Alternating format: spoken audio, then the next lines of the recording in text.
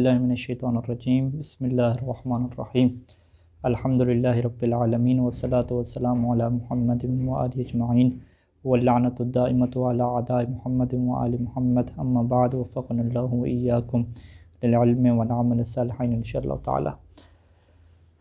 یہاں پہ جو شرح میں جو ہے وہ یہ عبارت ہے وَلَمَّ فَرَغْتُ مِن ذِكْرِ عَلَامَاتِ الْمَاضِي وَحُكْمِهِ وَبَيَانِ مَا اخْتُلِفَ فِيهِ مِنْهُ ثنيت بالكلام على فعل الأمر فذكرت أن علامته التي يعرف بها مركبة من مجموع شيئين۔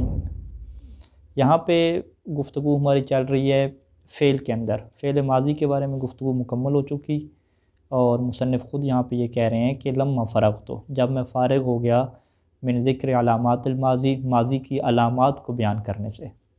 حالانکہ ماضی کی علامات بیان ہی نہیں کی، ایک علامت بیان کی ہے نا، تو وہ ایک ہی علامت بیان کی تھی، علامات تو نہیں بیان کی، یعنی یوں ادھر ہوتا کہ من ذکر علامت الماضی، پھر آپ ٹھیک کہتے ہیں۔ وہ حکم ہی، اور ماضی کا حکم میں نے بیان کیا۔ حکم کیا بیان کیا تھا کہ ماضی کیا ہوتا ہے؟ مبنی علی الفتح ہوتا ہے، کبھی مبنی علی الضم ہو جاتا ہے اور کبھی مبنی علی السکون ہو جاتا ہے۔ وہ بیان مختلف فیہ منہ، اور اس چیز کے بیان سے فارغ ہو گیا کہ مختلف فیہ، کہ جس کے بارے میں اختلاف کیا گیا ہے، منہ من الماضی، ماضی میں سے ہیں یا نہیں ہیں ان کے بارے میں یہ اختلاف ہے۔ وہ چار چیزیں تھیں، نعمہ، بئسا، عسا اور لیسا۔ ثنیتو یعنی دوسری دفعہ میں نے پھر کلام کیا، پھر دوبارہ میں نے دوسری دفعہ کلام میں اپنا لے کر آیا علی فعل الامر، فعل امر کے اوپر کیا لے کر آیا۔ اب یہاں پر بھی جو ہے وہ اسی طریقے سے بیان کریں گے کہ فعل امر کی علامت کیا ہے اور اس کا حکم کیا ہے۔ تو یہاں پہ بیان کریں گے کہ فعل امر کی علامت بھی ہم ایک ہی بیان کریں گے، لیکن وہ جو ایک علامت ہے وہ دو چیزوں سے مرکب ہے، یعنی دو چیزیں مل کر ایک علامت کا کردار ادا کرتی ہیں۔ فذکرت، پس میں نے ذکر کیا کہ ان علامتہ التی یعرف بہا، کہ فعل امر کی وہ علامت کہ جس کے ذریعے سے فعل امر کو پہچانا جاتا ہے، وہ کیا ہے؟ مرکبتن، وہ مرکب ہے۔ کس سے مرکب ہے؟ من مجموع شیئین، دو چیزوں کے مجموعہ سے۔ دو چیزوں کو مجموع کریں گے، جمع کریں گے تو علامت کیا ہے؟ فعل امر کی بنے گی۔ وہ دو چیزیں کیا ہیں؟ وہ پہلی چیز تو یہ ہے کہ اس فعل کا معنی طلب والا ہونا چاہیے۔ طلب کسے کہتے ہیں ہم؟ حکم دینے کو، ٹھیک ہے، کہ اس فعل میں کسی کے بارے میں بات کہی نہ جا رہی ہو کہ اس نے مار دیا یا وہ مارے گا یا وہ پڑھ رہا ہے، باقاعدہ یہ ڈیمانڈ کی جا رہی ہے کہ تم پڑھو یا تم مارو، ٹھیک ہے۔ اس کے ایک یہ یعنی یہ چیز اہم ہے کہ ایک تو اس کے اندر طلب ہونی چاہیے معنی کی، یعنی یہ علامت، اس علامت کو ظاہری بات ہے ہم ڈکشنری کے بغیر نہیں دیکھ سکتے، جب تک آپ ڈکشنری اور معنی لفظ کا پتہ نہیں ہوگا اس علامت تک ہم نہیں پہنچ سکتے۔ اور اس علامت کو ہم کیا کہتے ہیں کہ یہ علامت ظاہری نہیں ہے بلکہ علامت کیا؟ معنوی ہے۔ معنوی کیا مطلب؟ یعنی معنی کے ساتھ تعلق رکھتی ہے، ظاہری کلمے کی جو شکل و صورت ہے اس سے اس علامت کو ہم جو ہے وہ نہیں دیکھ سکتے۔ اور دوسری کہتے ہیں کہ اس کے ساتھ ساتھ دوسری علامت یہ بھی ہونی چاہیے کہ یا مخاطبہ کیا ہے اس کے ساتھ لگ سکتی ہو۔ یا مخاطبہ یعنی مؤنث کی جو یا ہوتی ہے، جو کہاں پہ آتی ہے جی؟ جو آپ اگر فعل مضارع میں جا کے دیکھیں تو وہ نام صیغے میں آتی ہے، ٹھیک ہے، تضربین، ٹھیک ہے، تضرب و تضربان تضربون تضربین، یہ نامہ صیغہ بنتا ہے، کون سا بنتا ہے؟ 10واں صیغہ بنتا ہے، 10واں، یعنی پہلے 6 غائب کے ہو گئے، 6 مخاطب کے، 6 مخاطب میں سے چوتھا صیغہ ہے تضربین، اسے کیا کہتے ہیں؟ یا مخاطبہ کہتے ہیں۔ تو یہ جو یا مخاطبہ ہے یہ فعل امر بھی میں رکھتی ہے۔ مثلا اضرب ہمارے پاس ہے، اضرب کا معنی کیا ہو گیا؟ تم مارو۔ اضرب کے ساتھ یا مخاطبہ لگتی ہے یا نہیں لگتی؟ ہم کہیں گے یا مخاطبہ کیا مطلب؟ یعنی مؤنث کو اگر حکم دینا ہو، ہم نے اگر مؤنث کو حکم دینا ہو تو کیا ہم اضرب بھی کہہ سکتے ہیں یا نہیں کہہ سکتے؟ اگر عربی زبان میں ہمیں اس کا مؤنث کا صیغہ مل جاتا ہے اس لفظ کا، تو ہم سیدھا کیا کہہ دیں کہ یہ کیا ہے؟ فعل امر ہے، ٹھیک ہے جی۔ یعنی بہت سارے عربی میں لفظ ہمیں ایسے ملیں گے کہ ان کا اگر ہم معنی دیکھیں گے تو ان کا معنی کیا ہوگا؟ طلب والی ہوگا، ٹھیک ہے۔ جیسے مصنف بیان کریں گے کہ ایک لفظ عربی زبان میں کیا؟ سا ہے، سواد اور سا۔ سا کا مطلب اگر عربی زبان میں دیکھیں تو اس کا مطلب کیا ہے؟ خاموش ہو جاؤ، ٹھیک ہے، سا کا مطلب خاموش ہو جاؤ، یعنی واضح طور پہ اس کا معنی کیا ہے؟ طلب والا ہے۔ لیکن ساہ کے بارے میں اگر پورے عربی زبان میں دیکھیں تو اگر خاتون کو بھی کہا جا رہا ہے نا خاموش ہونا، تو وہاں پر بھی ساہ ہی کہا گیا ہے، صحیح نہیں کہا گیا، ٹھیک ہے، چاہے جو ہے وہ دو بندوں کو کہنا ہو تو وہ بھی سا ہی کہا گیا ہے، سہا نہیں کہا گیا، تسنیہ کسی کا نہیں کہا گیا. تو اس کا مطلب کیا ہے کہ اس کے اندر طلب والا معنی تو ہے، لیکن یا مخاطبہ کیا ہے اس کے ساتھ لگتی ہوئی ہمیں نظر نہیں آ رہی. تو لہٰذا اسی وجہ سے نحویوں نے فیصلہ کر دیا کہ یہ جو لفظ سہ ہے یہ فعل امر نہیں ہے، اس کو وہ کیا کہتے ہیں، یہ اسم ہے، اسم فعل ہے. یعنی ایک ایسا اسم ہے کہ جس کا معنی کیا ہے، فعل والا ہے. اچھا اسی طریقے سے یہ بھی ہو سکتا ہے کہ یا مخاطبہ تو لگتی ہو فعل کے ساتھ، لیکن اس کا جو معنی ہے وہ طلب والا نہ ہوتا ہو.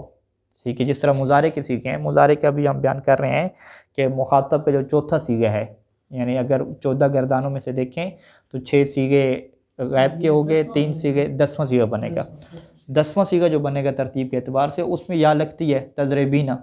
مثال کے طور پہ کسی کو کہنا ہو کہ تم ایک خاتون مارتی ہو، تو وہاں پہ تضربینا کہیں گے، تنصرینا کہیں گے. تو یہاں پہ یا تو لگی ہے، یا مخاطبہ ہی لگی ہے، لیکن اس کے باوجود اس کا معنی کیا ہے، طلب والا نہیں ہے. تو لہٰذا یہ بھی کیا فعل امر نہیں ہوگا. تو یعنی کہنے کا کیا مطلب ہے کہ دو علامتوں اگر ہمیں ایک ساتھ ملیں گی کسی کلمہ کے اندر تو پھر تو ہم اس سے کہہ دیں گے کہ یہ فعل امر ہے. اگر دو میں سے ایک ہے اور دوسری نہیں ہے، چاہے پہلی ہے اور دوسری نہیں ہے، یا دوسری ہے اور پہلی نہیں ہے، تو پھر اسے ہم فعل امر نہیں کہہ سکتے. اب اسے کیا کہنا ہے وہ پھر دیکھا جائے گا کہ باقی اس کے اندر کون سی علامتیں پائی جاتی ہیں. وہما کیا مطلب ہے، وہ دو چیزیں جو ہیں، وہ دو شے کون سی ہیں، دلالتہ علی الطلب. پہلی چیز تو کیا ہے کہ اس کی جو دلالت ہے، یعنی کہ اس کی فعل امر کی، فعل امر کی دلالت طلب کے اوپر ہونی چاہیے. طلب کا مطلب کیا ہے، مانگنا، ڈیمانڈ کرنا. اور دوسری چیز کیا ہے کہ وقبولہ یا المخاطبۃ، یہ امر قبول کرتا ہو یا مخاطبہ کو. ٹھیک ہے، یا مؤنث جو مخاطبہ کے لیے ہوتی ہے. اب یہ مثال دے رہے ہیں قم کی، نحو قم یعنی تم کھڑے ہو جاؤ. قام یقوم سے فعل امر ہم نے بنایا قم. فإنہ دال علی طلب القیام، تو یہ لفظ دلالت کرتا ہے کس بات کے اوپر، کہ قیام کو طلب کیا جا رہا ہے، کہ وہ کہہ رہا ہے کہ تم کیا کھڑے ہو جاؤ. وَيَقْبَلُ یا المخاطبۃ، اور ساتھ ساتھ دوسری چیز بھی اس کے اندر یہ موجود ہے کہ یہ یا مخاطبہ کو قبول کرتا ہے. یعنی عربی زبان کے اندر اہل عرب جو ہے وہ اس کو بولتے ہیں، یا مخاطبہ کے ساتھ بھی اس کو بولتے ہیں. جیسے مثال دے رہے ہیں کہ تقولو یعنی اے عرب، آپ لوگ خود نہیں کہتے، کیا آپ یہ کہتے نہیں ہیں کہ آپ لوگ کہتے ہیں اذا امرت المرأۃ، جب آپ کسی خاتون کو حکم دیتے ہیں، امر کرتے ہیں کسی خاتون کو، تو آپ کیا کہتے ہیں، قم نہیں کہتے بلکہ قومی کہتے ہیں. تو یہاں پہ یا آپ نے لگائی، جب یا لگائی تو اس کا مطلب کیا ہے، اس کے اوپر دوسری علامت بھی کیا ہے، موجود ہے. یعنی جو علامت کا جو دوسرا حصہ ہے وہ بھی کیا موجود ہے. پہلا حصہ تو کیا تھا، اس کا معنی کیا تھا، طلب والا تھا. دوسرا حصہ بھی کیا اس کے اندر موجود ہے. وَكَذَلِكَ اُقْعُدْ وَاقْعُدِي، اسی طریقے سے اقعد اور اقعدی ہے. یعنی اقعد مذکر کے لیے، مرد کو کہنا ہو بیٹھ جاؤ تو اقعد کہیں گے، خاتون کو کہنا ہو تو اقعدی کہیں گے. اچھا مرد کو کہنا ہو تو اذهب کہیں گے، تم چلے جاؤ. خاتون کو کہنا ہو تو اذهبی کہیں گے. یعنی یہ اہل عرب بھی کہتے ہیں. وقال اللہ تعالی، اور خود قرآن مجید میں بھی کیا ہے، موجود ہے. فَكُلِي وَاشْرَبِي وَقَرِّي عَيْنًا، یہاں پہ تین کیا جملے ہیں، تین فعل امر ہیں. ایک ہے کل سے کلی ہے، کل تم کھاؤ. کلی یعنی اے حضرت مریم آپ کھائیں، خاتون کو حکم دیا جا رہا.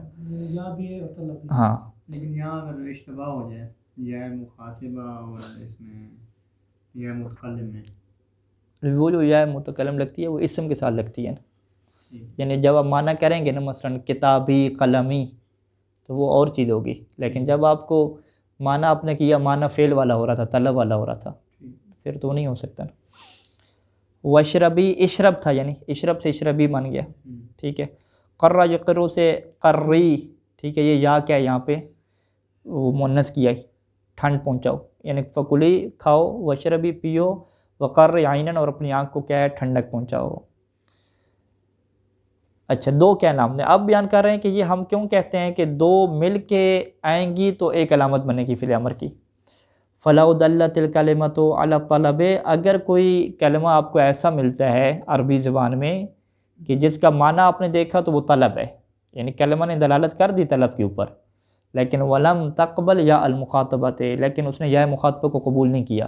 یا مخاطبہ کو قبول نہیں کیا کیا مطلب، آپ کہیں کہ ہم یا مخاطبہ لگا دیتے ہیں بن جائے گا.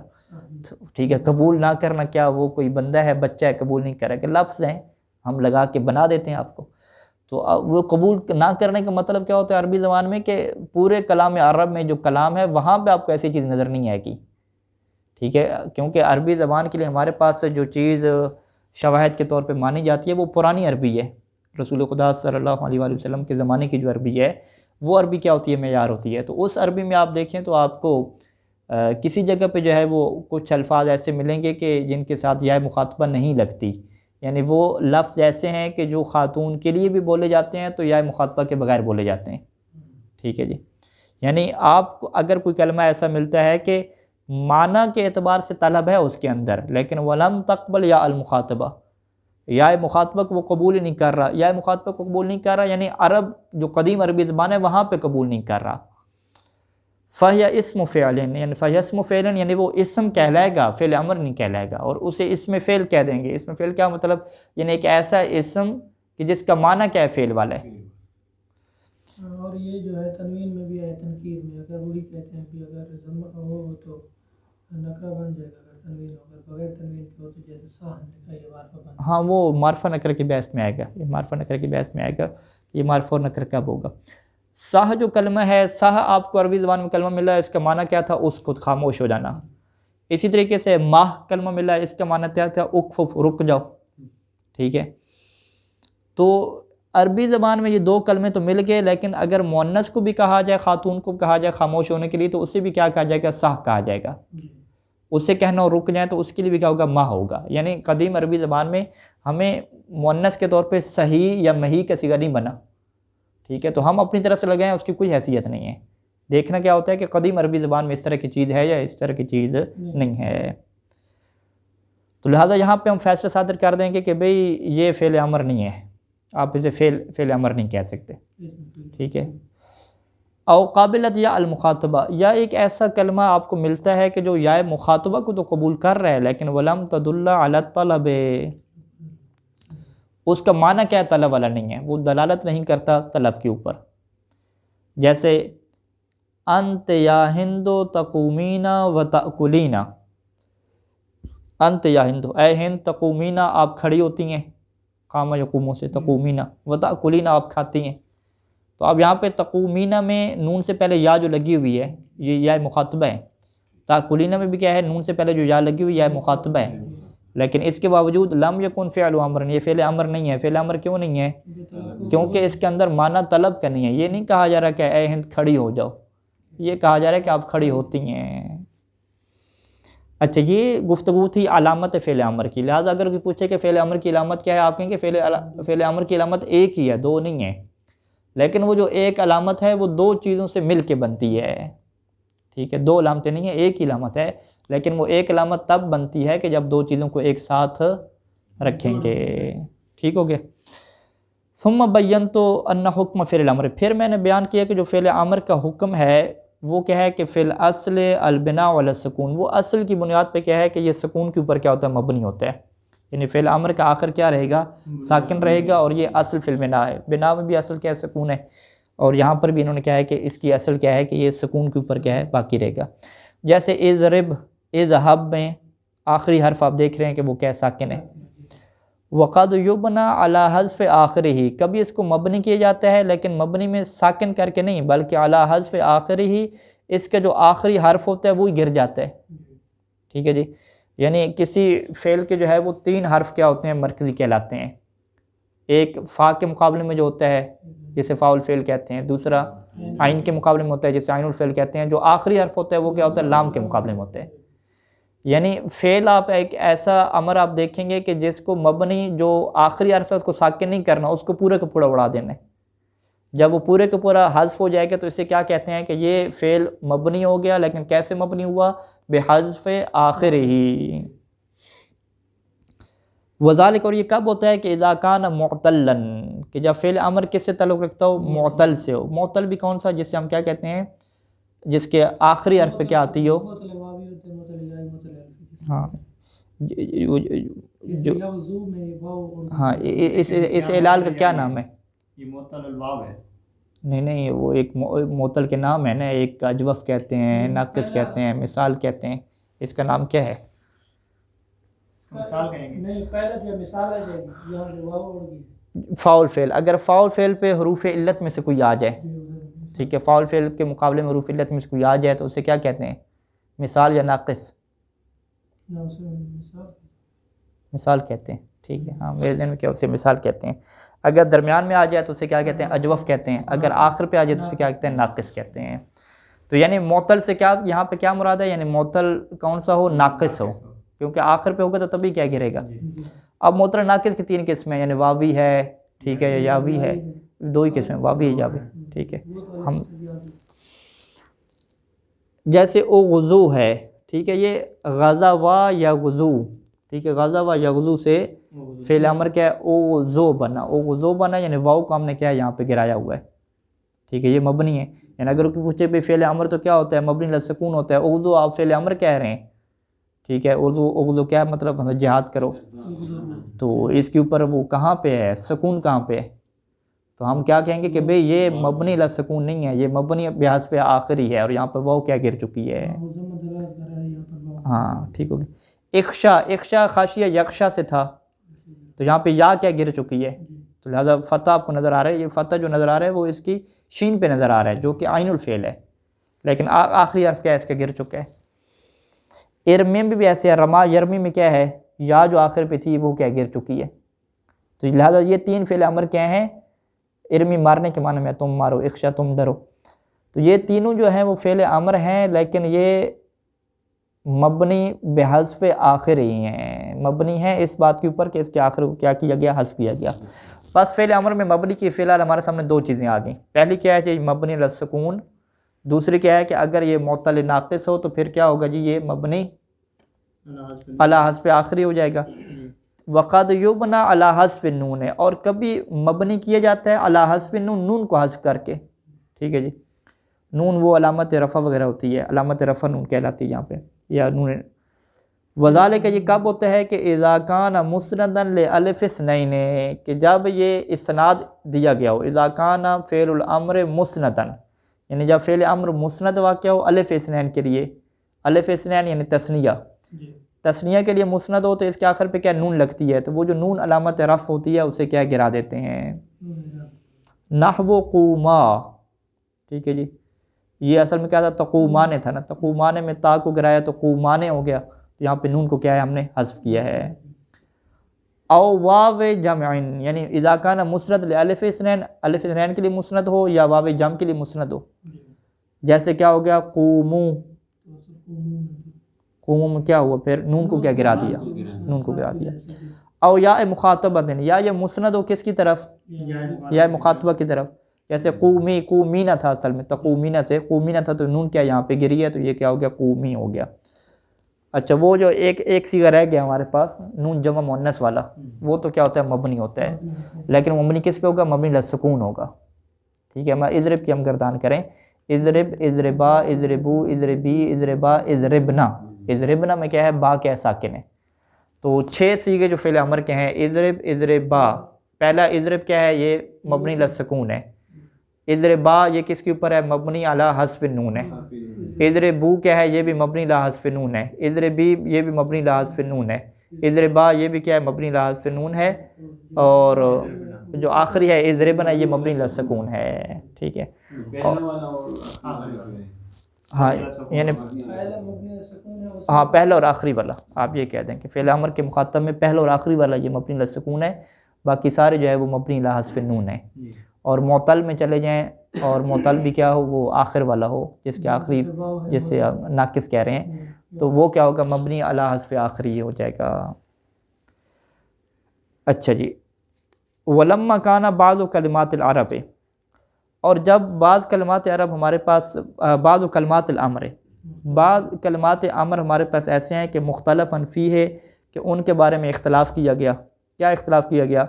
کہ حل ہوا فعل او اسم، کہ کیا وہ فعل ہیں یا اسم ہیں، تو نبہت علیہ، تو ان بعض کلمات کے اوپر میں نے متوجہ کیا، کما فعلت ذالک فی الفعل الماضی، جیسا کہ میں نے متوجہ کیا تھا، یعنی جیسا کہ میں نے فعلت ذالک یہی کام کیا تھا فعل ماضی میں، یعنی فعل ماضی میں نے اختلافی 4 کلمات آپ کے سامنے رکھے تھے، تو فعل امر میں کیا اختلافی کلمات آپ کے سامنے رکھتا ہوں، لیکن یہاں پہ کیا 3 کلمات ہیں اختلافی، حلما، ہات اور تعال، تینوں کا کیا ایک ہی معنی ہے، ہلما کا مطلب بھی حاضر ہونا ہے، آ جاؤ. لے آؤ بھی کے معنی میں بھی کیا استعمال ہوتا ہے. ہاتھ مطلب بھی آ جاؤ یا لے آؤ. تعالی کا مطلب کیا آ جاؤ ہے. فاما ہلما، جہاں تک کیا ہلما کا کیا تعلق ہے. فاختلف فی العرب علی لغتین، یہاں پہ عربوں کے ہاں کیا دو لغتیں ہیں، دو لہجے ہیں. پہلا کیا ہے کہ احداہما ان تلزم طریقۃ واحدۃ، کہ یہ ایک ہی طرح پہ رہے گا. ایک ہی طرح کا کیا مطلب ہے کہ ہلما چاہے آپ نے خاتون کو بھی کہنا ہو نا تو پھر بھی ہلمی کہیں گے، ہلمی نہیں بن جائے گا وہاں پہ. دو مردوں کو کہنا ہو تو پھر بھی ہلمی کہیں گے، جمع کو کہنا ہو پھر بھی ہلما کہیں گے. ہر حال میں ایک ہی رہتا ہے. ان ہر حال میں ایک رہنے کا مطلب کیا ہے کہ اگر یہ مؤنث کے لیے ہوگا تو یا مخاطبہ نہیں لگے گی. اگر یہ مؤنث کے لیے ہوا تو یا مخاطبہ نہیں لگے گی، فقط ہلما رہے گا. تو اس کا مطلب ہے کہ فعل امر کی اس کے اندر علامت کیا ہوگی، ختم ہوگی. کیونکہ فعل امر کی علامت کیا تھی، یا مخاطبہ لگتی تھی، اور آپ تو یا مخاطبہ لگا ہی نہیں رہے. ہر کسی کو یعنی خاتون کو بلانا ہو پھر بھی ہلما، مرد کو بلانا ہو پھر بھی ہلما. ایک ہی حالت ہے ہر جگہ پہ. تسنیہ جمع بھی کیا ایک ہی حالت ہے. تو یہ ان کے ہاں دلیل ہو جائے گی کہ بھئی یہ فعل امر نہیں ہے.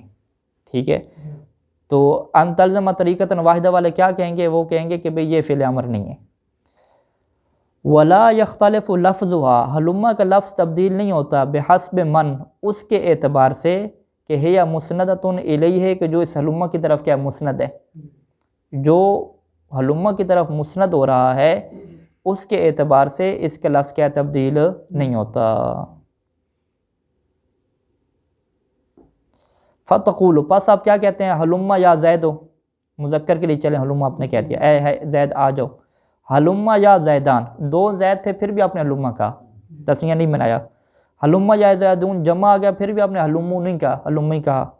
ہلما یا ہندو مؤنث آ گئی تو پھر بھی ہلما رہا. ہلما یا ہندان دو مؤنث آ گئیں تو پھر بھی کیا ہے، ہلما رہا. ہلما یا ہندات جمع مؤنث آ رہی تو پھر بھی کیا ہلما رہا. وَهِيَ لُغَةُ أَهْلِ الْحِجَاز، یہ اہل حجاز کی لغت ہے. اور پیچھے بات گزری تھی کہ حجازیوں کی لغت اور ان کے لہجے کے مقابلے میں کیا آتے ہیں، بنی تمیم والے آتے ہیں. وَبِهَا جَاءَ التَّنزِيلُ، اور یہی جو اہل حجاز کی لغت ہے اسی لہجے میں کیا قرآن مجید بھی نازل ہوئے. قال اللہ تعالیٰ، قرآن مجید میں اللہ تعالیٰ نے یوں فرمایا کہ وَالْقَائِلِينَ لِإِخْوَانِهِمْ، اپنے بھائیوں کو کہنے والے ہوں گے. اخوان جمع ہے یا مفرد ہے؟ جمع ہے نا. اچھا، اب اپنے بھائیوں کو خطاب کر کے وہ کون سا صیغہ بولیں گے، ہلما. ہلمو انہوں نے کہا ہی نہیں ہے، خطاب بھائیوں کو ہے اور جمع کا صیغہ بولے نہیں ہے. کون سا لفظ بولا ہے، ہلما کا ایک ہی بول دیا، ہلما الینا، ہماری طرف آؤ. ائتوا الینا، یعنی صیغہ ہلما کا بولا واحد کا، لیکن اس کا معنی کیا ہو رہا ہے، ائتوا، کہ تم سب کے سب کیا ہماری طرف آ جاؤ. وقال تعالیٰ، دوسری کیا ہے، قل، کہہ دو کہ ہلما شہداءکم، اپنے گواہوں کو لے آؤ. ٹھیک ہے، شہداء کیا جمع ہے، جمع کے لیے ہلما کا لفظ لگایا لیکن ہلما کو کیا جمع کے طور پہ نہیں بولا. اے احضروا شہداءکم، یعنی اپنے گواہوں کو حاضر کرو. پس اس سے ثابت کیا ہوا، اس سے یہ ثابت ہوا کہ جب یہ ایک ہی طرح رہ رہا ہے تو اگر یہ مؤنث کے لیے بھی ہوگا نا تو اس کے اوپر یا مخاطبہ نہیں لگے گی. اگر جب مؤنث کے لیے ہوگا تو یا مخاطبہ نہیں لگے گی تو پس ثابت ہو جائے گا کہ فعل امر کی علامت اس کے اندر موجود نہیں ہے، کیونکہ فعل امر کی علامت دو چیزوں سے مل کے بنتی ہے. ہلما کا معنی طلب والا تو ہو جائے گا لیکن یا مخاطبہ نہیں لگ رہی عربی زبان میں، نہ قرآن میں لگ رہی، نہ حدیث میں کسی جگہ پہ نہیں لگ رہی. تو پس اہل حجاز کہیں گے کہ یہ کیا ہے، اسم فعل ہے. وَهِيَ عِندَهُمْ، یہ جو ہلما ہے عندهم اہل حجاز کے نزدیک کیا ہو جائے گا، اسم فعل، اسم فعل ہو جائے گا.